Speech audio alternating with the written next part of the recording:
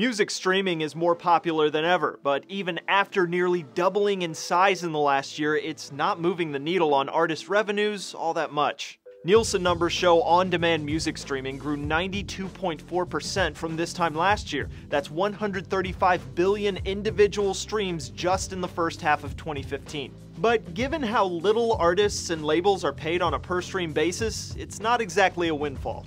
Spotify, for example, states its average per-stream payout is between 0.6 and 0.84 cents per play. Industry officials say the average is much lower, closer to 0.2 cents per play. So, using that standard, $270 million went to artists in the first half of 2015, about 4% of the $6.9 billion the digital music industry brought in last year. Alt-rocker David Lowery told Vulture making it in streaming requires popularity. He says some of his songs get a lot of streams, enough that what I get paid is not far off from what I would regard as sustainable income. But those are hits. Those are songs that are played on commercial radio and satellite radio. Still, there's no question more streaming is good for artists. It's just not as good as some of the other distribution channels.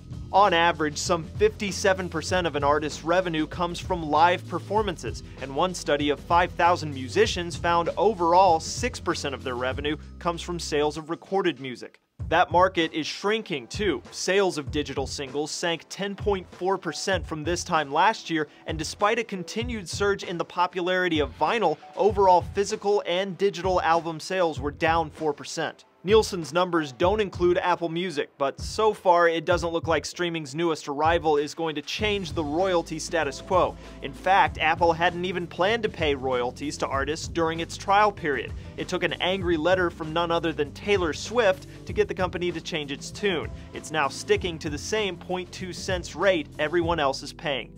For Newsy, I'm Cliff Judy.